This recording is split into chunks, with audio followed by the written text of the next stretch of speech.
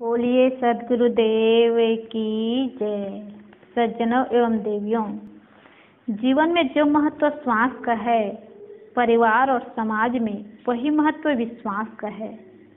विश्वास जीवन की श्वास है, विश्वास जीवन की आस है, विश्वास जीवन की प्यास है। दुनिया विश्वास पर टिकी है। जब तक विश्वास है तब तक दुनिया है। विश्वास उठा कि दुनिया भी उड़ जाएगी। लोग कहते हैं पृथ्वी शेषनाग पर टिकी है, परंतु बात यह है कि दुनिया शेषनाग पर नहीं टिकी है, अपितु हमारे तुम्हारे आपसी विश्वास पर टिकी है। विश्वास सृष्टि की बुनियाद है। श्रद्धा जीवन की नींव है। जीवन की इमारत श्रद्धा और विश्वास के मजबूत पाटों पर ही तो खड़ी होती है। पति का पत्नी पर विश्वास है तो जीवन में खुशियां हैं। यह विश्वास टूटा और जीवन नर्क बन गया। बाप का बेटे में और बेटे का बाप में विश्वास है तो रिश्तों में माधुर्य है, मिठास है। यह विश्वास उठा कि जीवन में कड़वाहट आई। मालिक का नौकर में विश्वास न हो तो व्यापार ठप हो जाए और नौकर का मालिक पर से विश्वास हट जाए तो सेवा एक पीड़ादायी बन जाता है। एक बार एक नौकर रात के समय राजा के बिस्तर को ठीक कर रहा था और हाथ जब लगाया तो उनको बड़ा आनंद आया। उनको लगा कि कितना मुलायम है, कितनी अच्छी नींद आती होगी। नौकर यही सोचता रहा और ठीक करते करते उनके मन में हुआ अभी तो राजा आया नहीं है, रानी भी नहीं है, एक बार सो करके देखूं। और वह सोया और जब सोया तो उनको अच्छा लगने लगा और अच्छा लगने लगा। धीरे धीरे धीरे धीरे थका तो था ही, दिन भर काम करते करते थोड़े में नींद लग गई और नींद लग गई तो वह ओढ़ करके सो गया। अब उस रात को राजा आया नहीं था। रानी आई, आकर के बोली कि अरे कब आए कब सो गए पता नहीं चला। वह कुछ बोला ही नहीं। रानी समझी ये तो राजा है और रानी सो गई। जब बाद में राजा आया तो देखा कि रानी किसी दूसरी पुरुष के साथ सोई हुई है। उनको बहुत दुख हुआ, बड़ी पीड़ा हुई और राजा सोच गए कि इनको जान से मार डालना चाहिए। वह मंत्री के पास गया और मंत्री के पास जाकर के चर्चा करने लगा कि आज रानी को जान से मार डालना है। सुबह भी होते ही राजा तो चला गया और कहीं दूसरी जगह सो गया। सुबह होते ही रानी जल्दी उठ गई, तब तक नौकर सोया हुआ था। रानी समझी कि ये तो राजा ही है। जब नौकर उठा उनकी नींद टूटी तो वो तो डर के मारे कांप रहा था, डर गया कि आज तो मेरी जान चली ही जाएगी, आज मेरी मौत निश्चित है। मैं आज राजा रानी के बिस्तर में सो गया। डर रहा था, कांप रहा था। राजा मंत्री के पास चर्चा किया, मंत्री इसकी खोज किए। जब खोज किए तो समाधान मिला कि वो नौकर बिस्तर ठीक करते करते देखते देखते उसका आनंद लेने के लिए सो गया, नींद लग गई।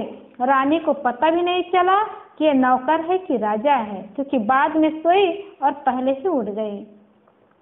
इसमें गलती न रानी की है न गलती उस नौकर की है कि वो जानबूझ करके राजा रानी के बिस्तर में सोए। बस गलती इतनी हुई कि उस जीवन में कभी उस बिस्तर का अनुभव ही नहीं किए थे, क्योंकि एक नौकर गुदड़ी में सोने वाला और डल्लप के गद्दा का अनुभव कैसे करे। यही लोभ के कारण सो गया, लेकिन मन मलिन नहीं था।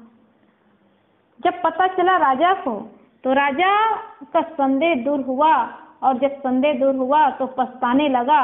बिना गलती के अगर रानी को जान से मार डालता तो मेरा पाप होता। तो जहाँ विश्वास है वही जीवन में सुख है। आज पति पत्नी में देखने को मिलता है कि एक दूसरे में संदेह बढ़ता जा रहा है, विश्वास दूर होता जा रहा है। और जैसे दो ईंटों को जोड़ने के लिए सीमेंट होता है, वैसे ही दो दिलों को जोड़ने के लिए विश्वास होता है। आज एक दूसरे का विश्वास टूटता जा रहा है। पत्नी किसी पुरुष से मुस्कुरा दी, हंस दी तो पति को संदेह हो जाता है कि इनका स्वभाव ठीक नहीं है। पति को ड्यूटी से आने में देरी हो गई तो पत्नी को संदेह हो जाता है कि कहीं ये दूसरी स्त्री के साथ इनका संबंध तो नहीं है। लड़के माता पिता के प्रति संदेह करने लगते हैं कि इन्होंने अपना धन हमसे छिपाकर तो नहीं रखा है। भाई पर संदेह होने लगता है कि यह हमें बेवकूफ बनाता होगा। मित्र पर संदेह, पड़ोसी पर संदेह होता है, दुकानदार पर संदेह होता है कि यह हमें ठग रहा होगा।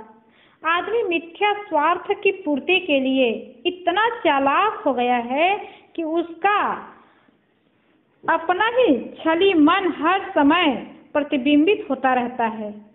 ऐसा ही अवसर आता है कि हमें लोग छलते हैं, परंतु अधिक तो हमारे मन की कमजोरी होती है और हम कौवे की तरह सब पर संदेह करते रहते हैं। जिसका मन जितना ही अनैतिक होता है उसका मन उतना ही सब पर संदेह करने वाला होता है। यह संदेह ऐसा घून है कि अंदर अंदर चाल कर व्यवहार को खराब कर देता है। कितने ही परिवार तथा समाज अपनी संदेह एवं संशय के कारण एक दूसरे पर अविश्वास करके अपना पतन कर लेते हैं। परस्पर विश्वास उन्नति का कारण है और अविश्वास पतन का। हेनरी फोर्ड ने कहा है, साथ साथ मिलना प्रारंभ है, साथ साथ बने रहना प्रगति है और साथ साथ काम करना सफलता है। परंतु यह सब तभी संभव है जब एक दूसरे के प्रति विश्वास हो। विवेकवान संशय दूर करके अपने मन को स्वस्थ रखता है। इसका मतलब यह नहीं कि वह अपरिचितों से भी सावधान नहीं रहता। वह सावधानी की जगह पर सावधान रहता है, परंतु उसके मन में संदेह के घुन नहीं होते।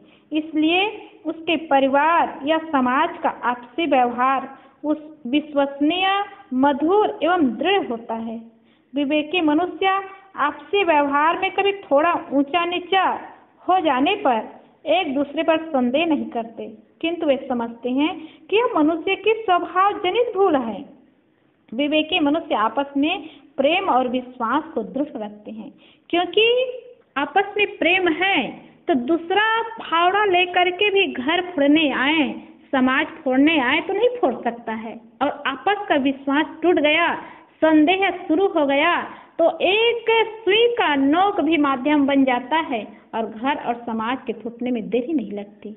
इसलिए विश्वास कितना बड़ा स्थान रखता। संसार विश्वास से टिका है। धर्म श्रद्धा से चलता है और साइंस तर्क से चलता है। साइंस में श्रद्धा का कोई मूल्य नहीं। श्रद्धा उसके लिए व्यर्थ है, फिजूल है, कचरा है। वहाँ तर्क सर्वोपरि है। धर्म में तर्क बाधा है, गतिरोध है, रोड़ा है। धर्म में तर्क की कोई गुंजाइश नहीं है। साइंस दिमाग से चलता है और धर्म हृदय से, हृदय के समर्पण से चलता है। धर्म और साइंस में वही अंतर है जो धोती और पैजामा में अंतर है। धोती ने एक बार पैजामा से पूछा, हम दोनों में क्या अंतर है? पैजामा बोला, अंतर क्या है, दोनों बने हैं धागे से। फर्क इतना है कि तुम खुलते हो पीछे से और मैं खुलता हूँ आगे से। धर्म धोती है और साइंस पैजामा है। धोती सरल होती है, सहज होती है और पैजामा वक्र होता है, बनावटी होता है। जो सहज है वही धर्म है और धर्म है जीवन में सद्गुणों को धारण करना। इसलिए अपनों में प्रेम रखे, अपनों में विश्वास रखे तो निश्चित है जीवन सुंदर होगा और जीवन सुखमय होगा। बोलिए सद्गुरुदेव की जय।